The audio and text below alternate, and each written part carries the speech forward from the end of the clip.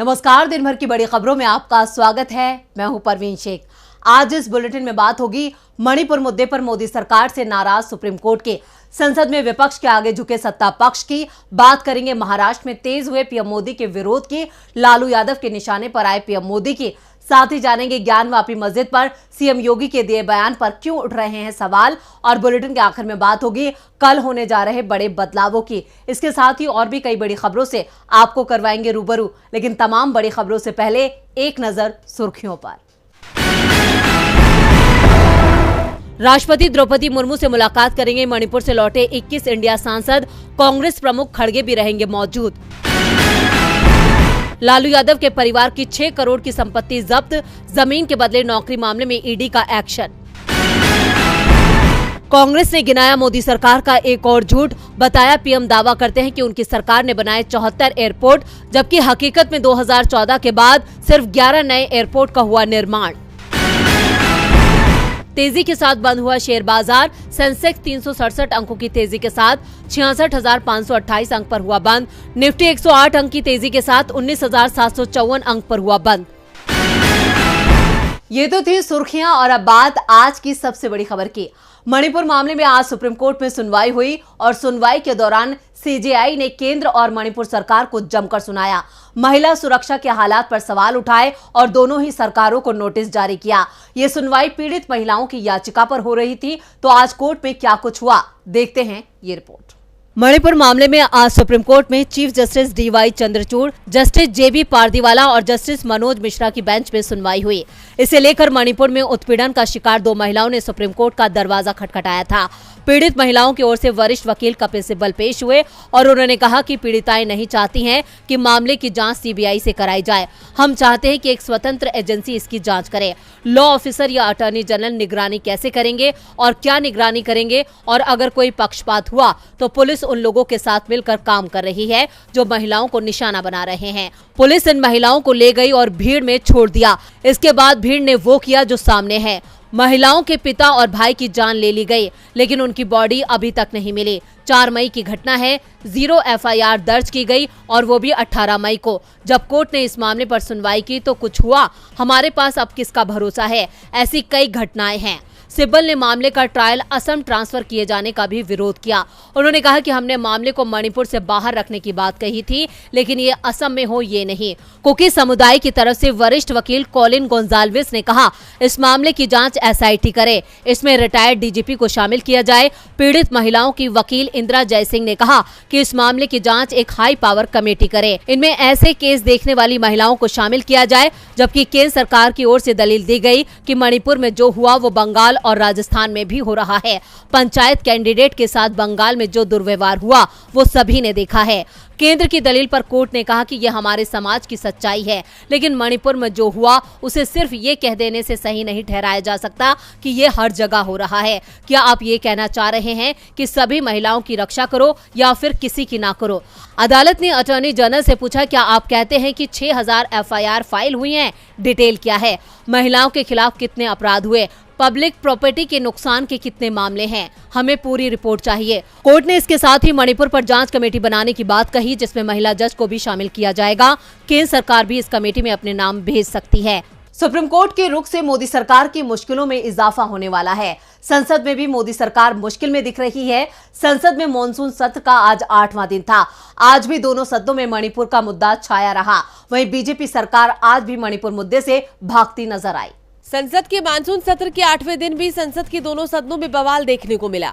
सदन की कार्यवाही शुरू होने से पहले इंडिया गठबंधन ने बैठक की, जिसमें मणिपुर से लौटे गठबंधन के सदस्यों ने अपनी रिपोर्ट दी, जिसके बाद सदन शुरू होते ही विपक्ष ने मणिपुर का मुद्दा उठा दिया। राज्यसभा में मल्लिकार्जुन खड़गे के बयान को लेकर भी टकराव देखा गया। कांग्रेस सांसद जयराम रमेश ने कहा कि विपक्ष के नेता को भी सदन में बोलने नहीं दिया जा रहा है। सदन में सत्ता पक्ष के लोग खड़गे की आवाज को दबाने की कोशिश कर रहे हैं। इसे लेकर सदन में सभापति और कांग्रेस सदस्यों के बीच जमकर बहस भी हुई। इस बीच सभापति धनखड़ ने मणिपुर मामले में नियम 176 के तहत चर्चा कराने के प्रस्ताव को स्वीकार कर चर्चा भी शुरू करा दी, लेकिन विपक्ष नियम 267 के तहत चर्चा कराने पर अड़ गया और इसके बाद सदन में हंगामा शुरू हो गया। दरअसल विपक्ष सदन में प्रधानमंत्री नरेंद्र मोदी से मणिपुर पर बयान देने की मांग कर रहा है, लेकिन पीएम मोदी मानसून सत्र में अभी तक सदन में ही नहीं आए हैं। आज हंगामे के कारण संसद में दिल्ली अध्यादेश विधायक की जगह लेने वाला बिल भी पेश नहीं किया गया, लेकिन केंद्रीय मंत्री अनुराग ठाकुर ने लोकसभा में सिनेमेटोग्राफर संशोधन बिल 2023 को लोकसभा में जरूर पेश कर दिया। राज्यसभा में ये पहले ही पास हो चुका है। इस बीच विपक्षी सांसद अब लोकसभा स्पीकर और राज्यसभा के सभापति से मिलने की तैयारी में हैं। विपक्षी सांसदों की मांग है कि उन्हें मणिपुर के जमीनी हालात पर बोलने की इजाजत दी जाए। इसी के साथ कांग्रेस के सांसद रणदीप सुरजेवाला ने कहा कि 68 सांसदों ने मणिपुर पर चर्चा के लिए नोटिस दिया था, लेकिन सरकार इससे भाग रही है और वे चर्चा चाहते हैं। संसद में कल भी हंगामे के आसार हैं, वहीं कल महाराष्ट्र में भी पीएम मोदी के विरोध के आसार हैं। दक्षिण के राज्यों के बाद अब महाराष्ट्र में भी पीएम मोदी का विरोध देखने को मिल रहा है। कल पीएम मोदी पुणे की यात्रा पर हैं, लेकिन पुणे पहुंचने से पहले ही उनका विरोध शुरू हो गया है। उनके खिलाफ पुणे के कई इलाकों में मोदी वापस जाओ के पोस्टर लगे हैं। क्या है पूरी खबर, देखते हैं ये रिपोर्ट। पीएम मोदी मंगलवार को पुणे की यात्रा पर रहेंगे, लेकिन उनके पुणे पहुंचने से पहले ही वहां उनका विरोध शुरू हो गया है। युवा कांग्रेस कार्यकर्ताओं ने शहर भर में पोस्टर लगाए हैं, जिन पर मोदी वापस जाओ लिखा है। कांग्रेस की युवा शाखा ने मणिपुर में अशांति के विरोध में पुणे शहर के कुछ हिस्सों में पोस्टर लगाए हैं। मणिपुर समेत कई मुद्दों के विरोध में पुणे में पोस्टर लगाए गए हैं। एक पोस्टर पर लिखा था कि मिस्टर प्राइम मिनिस्टर वापस जाओ। एक अन्य पोस्टर में लिखा था कि मिस्टर प्राइम मिनिस्टर मणिपुर जाएं, संसद का सामना करें। इन पोस्टरों को हटाने के लिए पुणे नगर निगम एक्शन में आ गया है। आपको बता दें कि मणिपुर समेत विपक्ष कई अन्य मुद्दों पर केंद्र सरकार के खिलाफ विरोध प्रदर्शन कर रहा है। इन मुद्दों में महिलाओं के खिलाफ बढ़ते अपराध, बेरोजगारी और अन्य मुद्दे शामिल हैं। पीएम मोदी मंगलवार को पुणे जाएंगे और दगड़ू सेठ मंदिर में पूजा करेंगे। पीएम मोदी को लोकमान्य तिलक राष्ट्रीय पुरस्कार से सम्मानित किया जाएगा और वो कई विकास योजनाओं की आधारशिला भी रखेंगे। लोकमान्य तिलक की विरासत का सम्मान करने के लिए 1983 में लोकमान्य तिलक राष्ट्रीय पुरस्कार की स्थापना की गई थी। ये राष्ट्र की प्रगति और विकास में उल्लेखनीय और असाधारण योगदान के लिए दिया जाता है। ये सम्मान हर साल 1 अगस्त यानी लोकमान्य तिलक की पुण्यतिथि पर दिया जाता है। इस मौके पर विपक्षी दलों के गठबंधन इंडिया ने मंगलवार को पीएम मोदी के दौरे के खिलाफ विरोध प्रदर्शन की योजना बनाई है। विपक्षी गठबंधन के सदस्यों ने एक विज्ञप्ति में कहा कि पीएम मोदी के पास विदेश जाने का वक्त है, लेकिन मणिपुर जाने का नहीं। आपको बता दें कि मणिपुर में 3 मई से जातीय संघर्ष जारी है और अब तक 160 से ज्यादा लोगों की जान जा चुकी है, जबकि सैकड़ों लोग विस्थापित हुए हैं जो राहत शिविरों में रह रहे हैं। मोदी के विरोध ने बीजेपी की चिंता बढ़ा दी है, तो आरजेडी प्रमुख लालू यादव ने भी पीएम मोदी की चिंता बढ़ा रखी है। लालू ने पीएम मोदी की विदेश यात्राओं को लेकर तंज कसा है, जिसकी चर्चा सियासी गलियारों में खूब हो रही है। तो क्या कहा है लालू प्रसाद यादव ने, देखते हैं ये रिपोर्ट। 2024 में होने वाले लोकसभा चुनाव को लेकर बीजेपी को सत्ता से उखाड़ फेंकने के लिए 26 दलों ने एक होकर इंडिया नाम के गठबंधन का ऐलान कर दिया और आरजेडी सुप्रीमो लालू यादव ने चुनावों में बीजेपी की हार का ऐलान भी कर दिया है। आरजेडी अध्यक्ष लालू प्रसाद यादव ने प्रधानमंत्री नरेंद्र मोदी पर तंज कसते हुए कहा कि प्रधानमंत्री लोकसभा चुनाव में हार को लेकर चिंता में हैं, इसलिए विदेश में ठिकाना तलाश रहे हैं। उन्होंने पीएम मोदी के विदेशी दौरों का जिक्र करते हुए ये भी कहा कि मोदी जी पद छोड़ने की योजना बना रहे हैं। यही कारण है कि वो बार बार विदेशों के दौरे कर रहे हैं। वो बाहर ऐसी जगह ढूंढ रहे हैं जहां वो आराम कर सके, पिज्जा, मोमोज और चाउमीन का आनंद ले सके। लालू यादव ने कहा कि अगले महीने मुंबई में होने वाली इंडिया की अगली बैठक का वो इंतजार कर रहे हैं। इस बैठक में लालू बिहार के मुख्यमंत्री नीतीश कुमार के साथ शामिल होंगे। लालू प्रसाद यादव इतने पर भी नहीं रुके। उन्होंने ये भी आरोप लगाया कि पीएम नरेंद्र मोदी संविधान को नष्ट करने की कोशिश कर रहे हैं, लेकिन हम इस कोशिश को विफल कर देंगे। हमें एकता बरकरार रखते हुए भाजपा को हराना चाहिए। तो वहीं मणिपुर की घटना का जिक्र करते हुए लालू यादव ने कहा कि वहां चल रहे टकराव के लिए केंद्र सरकार जिम्मेदार है। लालू यादव का ये तंज मोदी सरकार को नागवार गुजरा है। इधर सीएम योगी का ज्ञानवापी मस्जिद पर दिया बयान कई लोगों को नागवार गुजरा है। ज्ञानवापी का मामला यूपी की जिला अदालत से लेकर हाई कोर्ट में चल रहा है। एएसआई के सर्वे को लेकर हाई कोर्ट 3 अगस्त को फैसला सुनाने वाला है, लेकिन इससे पहले यूपी के सीएम योगी आदित्यनाथ ने ऐसा बयान दिया है जिस पर हंगामा खड़ा हो गया है। ज्ञानवापी मस्जिद को लेकर सीएम योगी आदित्यनाथ के बयान पर बवाल मच गया है। सीएम योगी ने ज्ञानवापी को सीधे सीधे मस्जिद ही मानने से इनकार कर दिया है। उन्होंने दावा किया है कि अगर ज्ञानवापी को हम मस्जिद कहेंगे तो विवाद होगा। भगवान ने जिसको दृष्टि दी है वो देख ले त्रिशूल मस्जिद के अंदर क्या कर रहा है। हमने तो नहीं रखे हैं ना, ज्योतिर्लिंग है, देव प्रतिमाएं हैं। मुस्लिम समाज को ऐतिहासिक गलती दुरुस्त करनी चाहिए। ये बयान योगी आदित्यनाथ ने यूपी के सीएम के रूप में दिया है या फिर बीजेपी के नेता के रूप में। अब इसी पर सवाल खड़े हो गए हैं, क्योंकि ज्ञानवापी मस्जिद के मामले को लेकर हाईकोर्ट सुनवाई कर रहा है। कोर्ट भी उसे मस्जिद मानकर ही सुनवाई कर रहा है, लेकिन यूपी के सीएम इसे कुछ और ही मानकर बयान दे रहे हैं। सीएम के बयान पर AIMIM चीफ असदुद्दीन ओवैसी ने करारा जवाब दिया है। उन्होंने कहा कि सीएम योगी सांप्रदायिकता फैलाने का काम कर रहे हैं।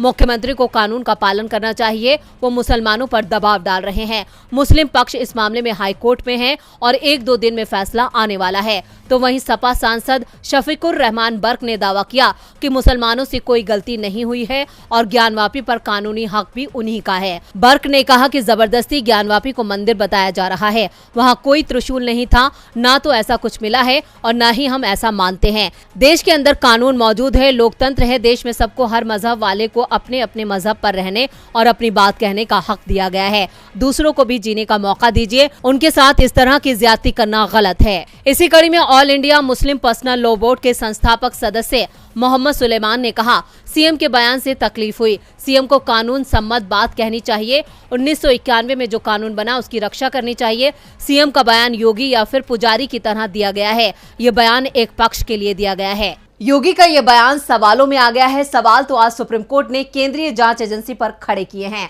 सुप्रीम कोर्ट ने कर्नाटक के उप मुख्यमंत्री DK शिवकुमार के खिलाफ भ्रष्टाचार के मामले पर रोक लगाने वाले कर्नाटक हाईकोर्ट के अंतरिम आदेश में हस्तक्षेप करने से इनकार कर दिया है।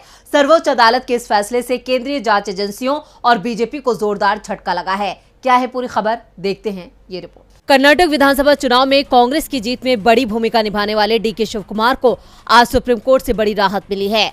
वहीं DK को फंसाने की मोदी सरकार की चाल नाकाम हो गई है। आपको बता दें कि कर्नाटक के उप मुख्यमंत्री DK शिवकुमार के खिलाफ आय से अधिक संपत्ति के मामले में जांच पर अंतरिम रोक लगाने का हाईकोर्ट का फैसला जारी रहेगा।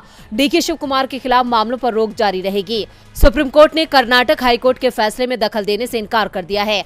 CBI की जांच पर रोक हटाने की याचिका को खारिज कर दिया गया है। सुप्रीम कोर्ट ने कहा कि हाईकोर्ट मेरिट पर सुनवाई कर मामले में फैसला दे। सुप्रीम कोर्ट CBI की ओर से दायर याचिका पर सुनवाई कर रहा था। कर्नाटक हाईकोर्ट ने 10 फरवरी को शिवकुमार के खिलाफ भ्रष्टाचार के मामले में CBI की कार्रवाई पर रोक लगा दी थी।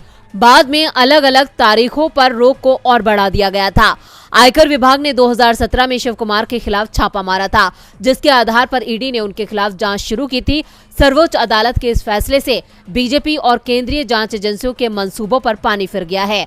आपको बता दें कि कर्नाटक विधानसभा चुनाव में कांग्रेस को जीत दिलाने के बाद DK शिवकुमार ने 2024 लोकसभा चुनाव में कर्नाटक की 28 लोकसभा सीटों में से 25 सीटों को जीतने का लक्ष्य रखा है। 2 अगस्त को पार्टी आलाकमान के साथ कर्नाटक के नेताओं की बैठक पर DK ने मीडिया से बात करते हुए कहा कि हमें 2024 लोकसभा चुनाव के लिए कार्य योजना को अंतिम रूप देना है।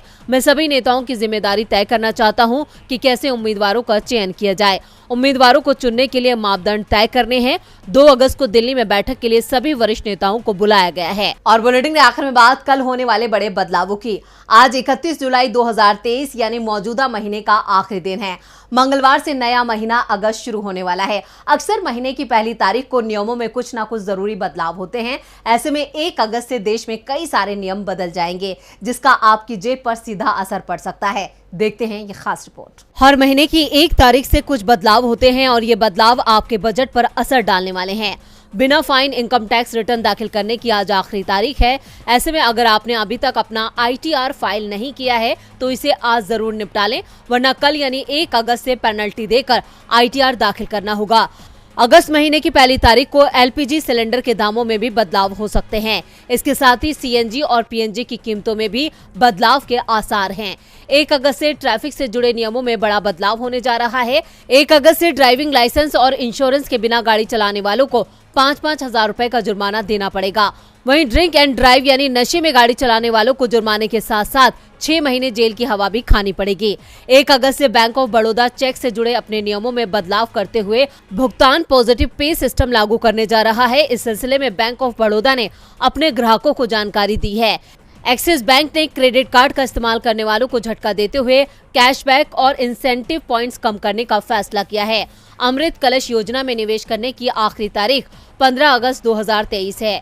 ऐसे में अगर आप भी इस स्कीम में निवेश करना चाहते हैं तो समय से पहले ये काम कर लें। बैंक से जुड़े अगर आपके कोई भी जरूरी काम है तो उसे भी निपटा लें, क्योंकि बैंक अगस्त महीने में अलग अलग जगहों पर 14 दिन बंद रहेंगे। इसमें शनिवार और रविवार की छुट्टियां भी शामिल हैं।